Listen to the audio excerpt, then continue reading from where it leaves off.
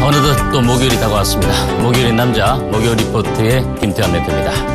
자, 지난주에 자동차 업황, 특히 자동차 부품주와 관련해서 차별화된 부품주에 대해서 여러분들이 관심을 좀 가져주셔야 된다고 말씀을 드렸습니다.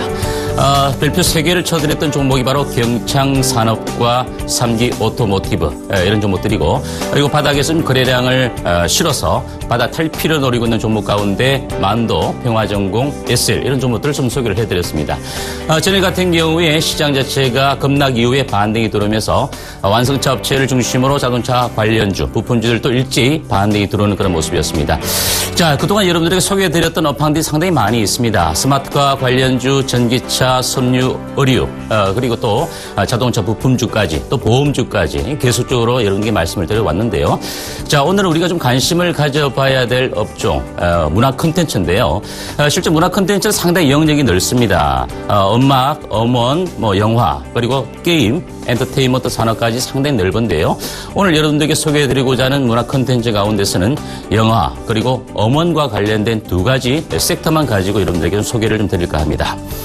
자, 일단 문화 콘텐츠, 영화, 음악, 업황 분석을 해드리고, 그리고 관심주까지 여러분들에게 소개해드리는 그런 시간을 갖도록 하겠습니다.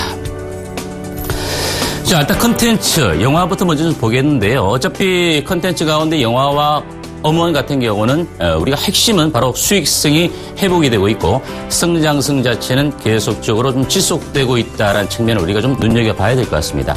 하지만 상반기는 좀 상당히 실망스러운 그런 모습이었습니다. 물론 메르스 여파 자체도 영향을 미쳤다 이렇게 볼 수 있겠는데요. 물론 메르스 같은 경우는 일시적인 어떤 침체에 어떤 영향을 좀 미쳤다 이렇게 볼 수 있겠는데, 일단 상반기 한국 영화의 관객 수 자체가 여하튼 좀 감소세를 보였다라는 측면입니다.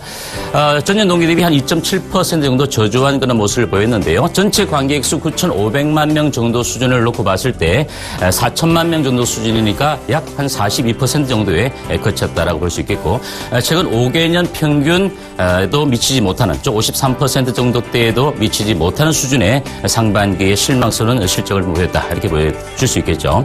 물론 이 밑에도 말씀드렸지만 상반기 메르스 여파 및 헐리우드의 또 흥행이 상당히 좀 대작들이 많이 흥행을 했고, 하반기 주요 기대작의 라인업이 하반기 쪽으로 편성되었던 영향을 우리가 볼 수 있겠습니다. 자, 이 부분 아까 말씀드린 대로 왼쪽에 있는 그림 같은 경우는 한국 영화의 비중 자체가 실질적으로 1분기, 2015년 1분기까지만 놓고 보더라도 전체 관람객 수도 좀 하락을 하고 있는 모습이고, 한국 영화의 비중 자체도 전년 14년, 물론 이제 그 세월호 참사 여파 때문에 기저효과도 있음에도 불구하고 올 상반기는 좋지 못했다는 그런 모습이고요.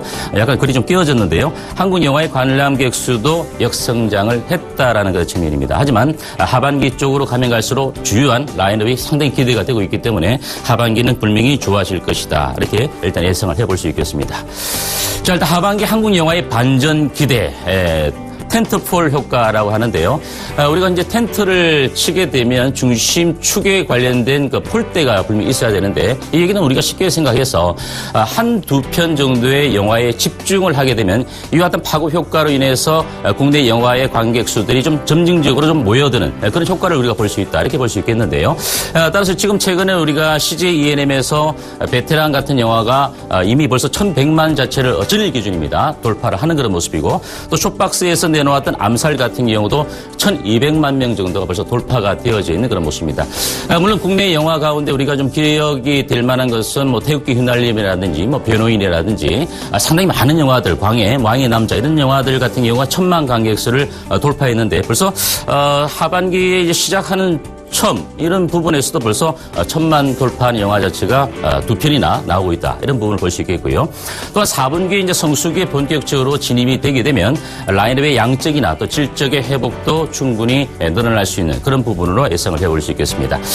또한 상대적으로 낮은 제작비 투입 대비 수익성 자체가 극대화될 수 있는 이런 부분들도 하반기에 우리가 전반적인 성장성 지속과 함께 수익성 자체가 상반기보단 하반기에 더 증가될 수 있는 그런 기대치로 우리가 좀 관심을 가져볼 필요가 있겠죠. 왼쪽에 있는 그림은 7월달, 8월달에 전체 관람객 수의 어떤 그 추이 흐름을 놓고 볼 수 있는데요. 현재 연간 관객 수 비중이 한 24% 정도 수준에 좀 거쳐 있는 그런 모습인데, 점진적으로 조금 회복이 되어지고 있는 그런 모습을 볼 수가 있습니다. 물론 2010 2015년도에 어떤 그 지표 자체는 아직은 나오지 않았지만 상반기는 다소 꺾었다가 하반기에 상승 흐름을 보여줄 수 있는 그런 어떤 지표로 우리가 예상을 해볼 수 있겠고요. 오른쪽에 있는 것은 영화 산업이 연간 완만한 성장을 보여주고 있다. 일단 왼쪽 표 위에 있는 부분 자체가 영화 산업의 매출액이 계속적으로 증가가 되고 있는 반면에 관객 수 자체가 약간 줄어들었지만 15년 들어서는 조금 더 추가적으로 점진적으로 이 기울기 자체가 뭐 골든 크로스라고 할 수 있겠죠. 주식을 놓고 보면 좀 더 치고 올라갈 수 있는 그런 가능성을 우리가 예상을 해볼 수 있겠습니다. 자, 근데 우리가 영화 시장, 중국을 우리가 여타 산업들을 놓고 봤을 때 중국 시장을 빼놓을 수가 없습니다. 그죠? 기회의 땅 중국 이렇게 제가 표기를 해놨는데요. 일단 내수 시장에 있던 기반을 우리가 바탕으로 해서 폭발적으로 증가하는 중국 등 해외 시장의 수혜도 예상이 되고 있다. 이렇게 볼 수 있는데 2014년도를 보니까 중국 영화 시장 자체가 한 5조 2천억 원 정도 수준입니다. 우리나라 대비 3배나 큰 규모를 가지고 있다. 이렇게 볼 수 있겠고요. 중국 시장 같은 경우는 3년간 연간 20% 이상의 성장 자체의 전망치가 나오고 있는 그런 모습입니다. 따라서 중국 시장 자체는 우리가 주시장의 하이 리스크, 하이 리턴 이렇게 많이 하는데요. 로우 리스크, 하이 리턴이다.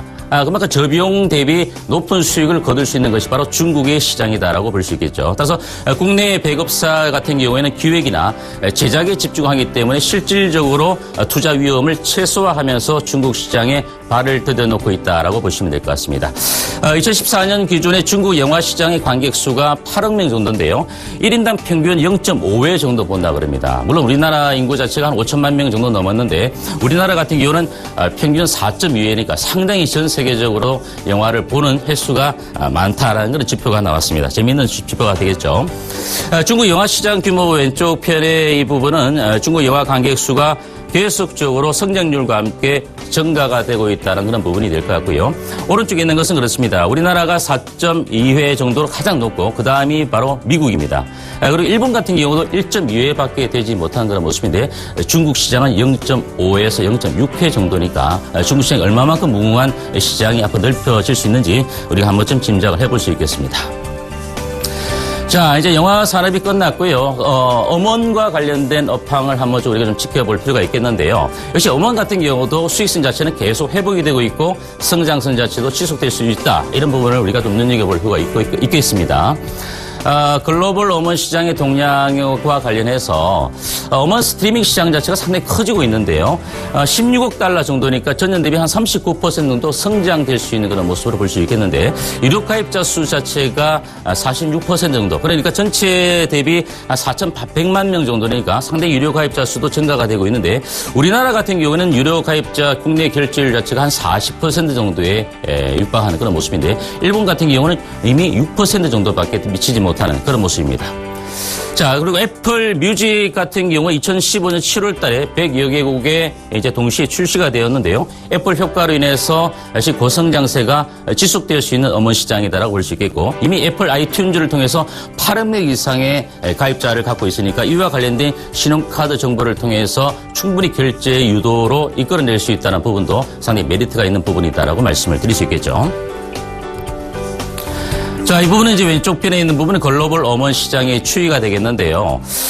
실질적으로 이제 스트리밍 시장 자체는 계속적으로 증가가 되고 있다. 이렇게 볼 수 있겠고, 오른쪽에 있는 부분은 이제 일본 스마트폰의 음원 사용의 증가세도 계속적으로 증가가 되고 있는 모습인데, 물론 이제 국내의 라인 뮤직과 애플 뮤직이 실질적으로 이와 같은 고성장세를 이끌어가는 그런 하나의 축이 되고 있다. 즉, 성장의 기폭제가 되고 있다라는 부분입니다. 결국 이제 이 그림을 놓고 봤을 때 글로벌 음원 시장 자체가 증가가 되고 있는 모습이고 여기다가 중국 시장뿐만 아니라 일본 시장 자체도 여전히 어떻습니까? 상당히 성장을 할 수밖에 없는 그런 어떤 시장의 어떤 베이스가 깔려있는 그런 모습이다 보니까 역시 영화 시장과 더불어서 음원 시장 자체도 계속적으로 상승을 하고 있는 모습이다. 그래서 최근 들어서 우리가 워낙 컨텐츠 가운데 영화 관련주나 음원 관련주들이 실질적으로 여러분들이 보시기에도 느끼지 못할 만큼 주가가 많이 상승했던 부분도 있고 다만 아직까지 실적 자체가 완연하게 회복되지 못한 종목들도 분명히 있습니다. 하지만 수급적인 영향 때문에 주가 자체가 전일 같은 경우도 KT뮤직 같은 종목도 상당히 강세를 보였던 부분들 이런 부분도 우리가 한 번쯤 참조를 하면서 눈여겨봐야 되지 않겠는가 이렇게 말씀을 드릴 수 있겠죠. 자, 그러면 역시 이제 음원 시장도 중국 시장 물음표를 좀 달아놨는데요. 중국 정부가 7월 달 들어서 온라인 음원 저작권 보호를 상당히 강화를 했습니다. 그러면 결국 정부가 개입을 시사하다 보니까 결국 음원을 제공하는 이런 업체들 같은 경우에 어떻습니까? 수익성 자체가 결국은 높아질 수밖에 없는 그런 부분으로 갈 수 있다. 이렇게 볼 수 있겠고요. 중국 같은 경우는 우리가 흔히 많이 들어봤죠. 알리바바의 알리페이라든지 또 텐센트의 텐페이가 주도를 하고 있는 그런 모습이죠. 이와 같은 거대한 인터넷 기업 자체가 모바일 결제 시장의 점유율 경쟁을 부각을 시키면서 계속적으로 점유율 자체뿐만 아니라 음원 시장 자체의 성장도 계속적으로 푸시를 하고 있는 그런 모습이다. 이렇게 볼 수 있겠고요. 물론 음악 및 공연 또 영화 시장 성장에 어떤 이제 중국 시장은 이제 초입 단계다. 즉 태동할 수 있는 그런 단계다라고 볼 수 있겠습니다. 그죠? 앞서 제가 서두분에 말씀드렸지만 중국 시장 자체가 우리나라보다 3배나 웃도는 그런 모습이지만 아직까지도 여전히 밑에 있는 그런 모습을 볼 수가 있는데요. 자, 물론 우리나라 같은 경우는 카카오 뮤직도 4월 달에 출시가 되었습니다. 다음 카카오가 이제 카카오로 사명을 변경을 한다고도 하는데요. 카카오 무시할 수 없겠죠. 그죠? 그만큼 우리나라의 어떤 그 무료 이용자들이 상당히 많이 증가가 되고 있다. 이런 부분들이 될 수 있는데요.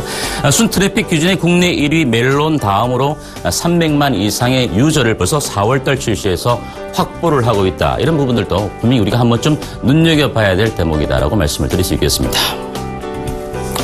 다음 이제 일본 음원 시장인데요. 2014년도에 전체 시장의 규모가 한 430억엔 정도 규모인데 스마트폰이나 또 PC 부분을 포함해서 음원 시장 자체는 259억엔 연간 42% 정도 성장을 하는데 거의 전체 규모로 놓고 보면 430억엔 대비 259억엔 정도니까 거의 한 60% 정도를 차지하는 그만큼 상당히 스마트폰 부분의 음원 시장이 확대가 되고 있다. 이런 부분도 우리가 한번 생각을 해볼 필요가 있겠죠. 물론 애플 뮤직이 매출의 70% 정도를 로열티로 지급하는 반면에 미국 외 지역이죠. 외 국가의 평균은 73% 정도 로열티를 지급을 하고 있기 때문에 우리 국내 업체가 일본 시장에 진출을 하게 된다면 어떤 퍼센티지만 놓고 보더라도 3%의 이익을 볼 수 있기 때문에 국내 업체들이 수혜를 충분히 받을 수 있을 것이다. 이렇게 예상을 해볼 수 있겠습니다. 자, 이제 컨텐츠 영화 음원 업황의 종합 포인트인데요. 중국 시장 대 해외 시장의 고성장세로 인해서 업황 개선은 지속적으로 좋아질 것이다라는 부분을 한 번쯤 우리가 첫 번째로 잡아볼 필요가 있겠고요. 두 번째는 영화 산업 성숙기가 진입이 되면서 해외 시장의 성장과 함께 국내 업체들이 수혜를 받을 수 있다. 이렇게 두 번째 키포인트를 잡아볼 수 있겠습니다. 또한 음원 가격의 인상과 유료 가입자 수 증가 등 업황의 청신호가 계속적으로 켜지고 있는 이런 부분들 우리가 한 번쯤 컨텐츠 가운데서도 영화 음원 업황과 관련해서 우리가 좀 눈여겨봐야 되지 않을까 이렇게 말씀을 드리겠습니다. 자, 이제 여러분들이 좀 상당히 관심이 많을 수밖에 없는 이제 관심주가 되겠는데요. 물론 이제 여러 종목들이 너무나 많습니다. 콘텐츠 종목들이 많은데, 한 4종목 정도로 압축을 해봤는데요. 아까도 잠시 언급을 해드렸지만, KT 뮤직 같은 경우가 전에 상당히 강세를 보이면서 주가가 올라가는 모습인데, 물론 아직까지도 실적적인 부분 자체가 확연하게 좋아졌다라고 볼 수는 없습니다. 다만 수급적인 측면 외국인들과 기관들이 치고 또 받으면서 계속 수급을 끌어올리는 그런 모습들 이런 모습들을 놓고 본다면 우리가 KT 뮤직 같은 경우는 별표 3개를 충분히 좀 털어들여서 나중에 하반기의 수익성이 결국 실질적으로 좀 반영되어지는 부분들을 미리 우리가 좀 한 번쯤 관심을 가질 필요가 있다 이렇게 말씀을 드려서 별표 3개를 좀 쳐드렸는데요. 물론 이제 단기적인 관심주로 KT 뮤직을 좀 보시는 게 좋을 것 같고요. 다음 별표 2개의 종목으로는 쇼박스와 YG 엔터테인먼트인데요. YG 엔터테인먼트 같은 경우도 최근 관심이 상당히 많을 수밖에 없는 그런 종목인데 역시 이 종목은 단기적인 관점으로 여러분들이 좀 지켜봐 주시기 바라고 그리고 중장기적 관심주로는 이제 쇼박스와 CJ E&M을 좀 들 수가 있겠습니다. 쇼박스는 최근 단기적인 조정 이후에 다시 한번 반등을 시도하고 있는 그런 모습이고 CJ E&M 같은 경우는 역시 대장주답게 지속적인 상승 국면을 만들어가고 있다. 결국 주가가 가파르게 올라가기보다는 실질적인 그 상승과 파동 흐름 자체를 계속적으로 만들어가고 있는 그런 모습들이다. 이렇게 볼 수 있는데 다만 여러분들이 CJ E&M과 이런 종목들을 매수에 가담을 하시게 된다면 기대 수익률 대 목표 수익률을 좀 짧게 잡아가시는 것이 좋아 보인다. 또한 그쯤에서 매수에 가담을 하고 난 이후에 매수하는 시점에서부터 손절할 수 있는 그 가격대를 분명히 정해놓고 들어가셔야 된다라는 부분을 한번 꼭 여러분들에게 말씀을 드리고 싶습니다. 자, 따라서 오늘 여러분들에게 주요 관심주 중에 많은 종목이 있겠지만 이와 같은 4종목 정도로 압축을 해서 여러분들이 매매를 하시는데 참조를 해 주시기를 양보드리겠습니다. 자, 자, 이번 주에는 또 제가 토요일 날 강연회가 있습니다. NH투자증권 홍제 지점입니다. 지하철 3호선 홍제 3번 출구로 나오시면 될 것 같고요. 시간은 1시입니다. 참가비는 무료고요. 이번 강연회를 통해서는 그동안 여러분들에게 많이 소개해드렸던 수익이 좋았던 종목들이 많은데 하반기에 여러분들이 본격적으로 좀 집중해야 될 종목과 또 업황에 대해서 말씀을 드릴 테니까 여러분들이 많이 참석하셔서 여러분들과 함께 논의해서 여러분들이 좋은 어떤 그 결실을 얻어낼 수 있도록 하는 시간을 갖도록 하겠습니다.